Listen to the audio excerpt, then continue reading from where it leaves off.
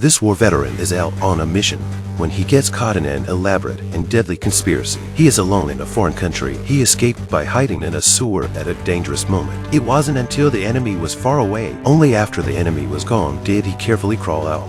He makes his way to the safe house and dresses his wounds. But as he ate, he was attacked by a sniper. The man across the street died instantly.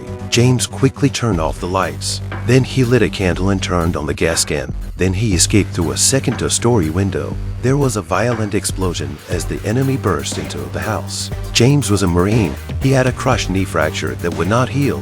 He wanted to stay in the Corps and continue his service. However, he failed all his tests. His superiors deemed him unfit to serve and revoked his rank and forced him out of the service. They revoked all his benefits that he was entitled to. The reunion was a good thing, but James was faced with a mortgage and a car payment and all sorts of bills after his discharge. It made it hard for him to breathe.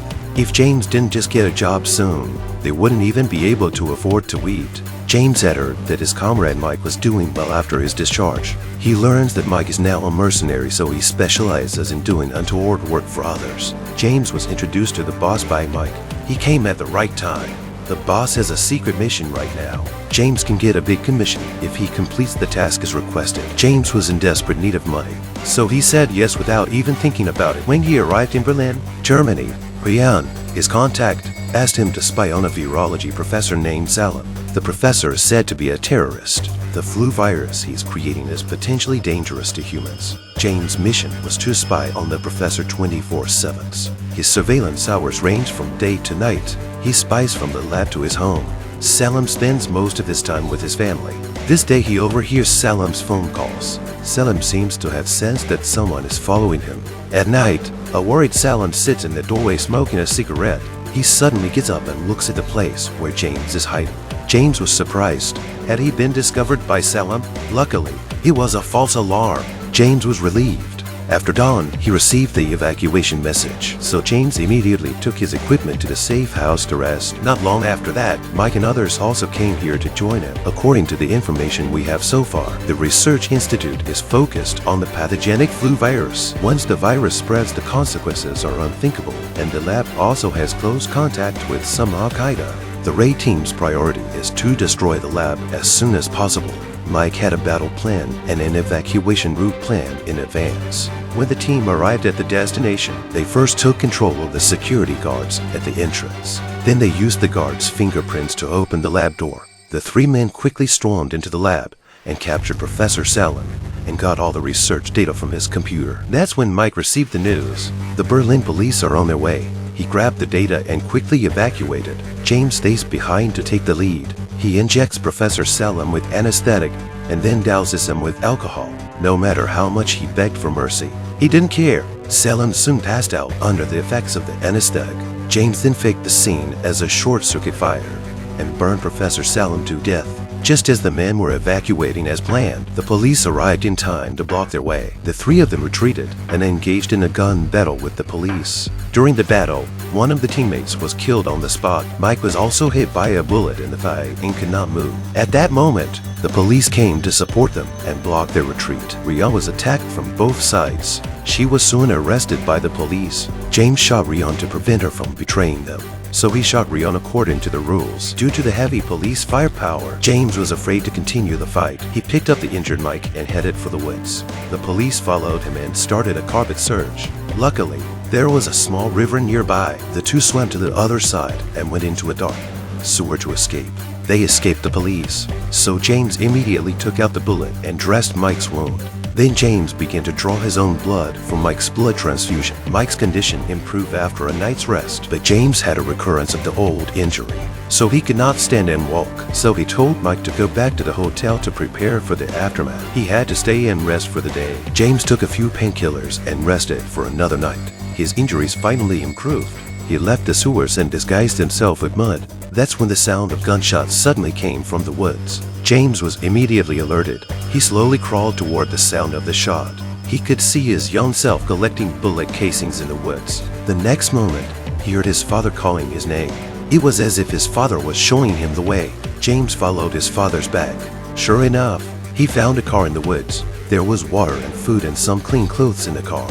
James ate and drank enough and stayed until the night before leaving. He returned to the hotel and found that Mike had left a note for him. It turned out that Mike had already prepared his clothes and passport for him. James got a comfortable night's sleep first. Then he started to treat his leg injury, but he waited for a long time. But Mike was nowhere to be found. He went to a cell phone store and bought a cell phone to contact the boss. The boss told him that Mike hadn't arrived in Berlin yet. He had no news of Mike yet either. This answer made James immediately alert. He didn't understand why the boss was lying, but James told him where he was in order to get home as soon as possible. The boss told him to go to the meeting place where someone would meet him. However, when James arrived at the destination, he found that things were not as simple as he thought. He suspected that the boss wanted to deceive and kill him, so he threw away his phone and prepared to leave. The next second, a group of killers came after him. There's no place to hide on an empty bridge. In a life or death situation, he jumped into the river. When the killers saw James emerge from the water, they launched another deadly pursuit. James fought off a motorcycle rider in a hail of bullets. Then he picked up his pistol and engaged in a fierce battle with the other side. As the firepower was too heavy, he had no choice but to go back into the sewers. Soon after, two killers caught up with him. Mike went after one of the killers first. Then he knocked the other one to the ground. However, they found out that the killers were all Marines. James looked puzzled. He couldn't understand why they were after him. To find out why, he finds Professor Salem's wife, Christine.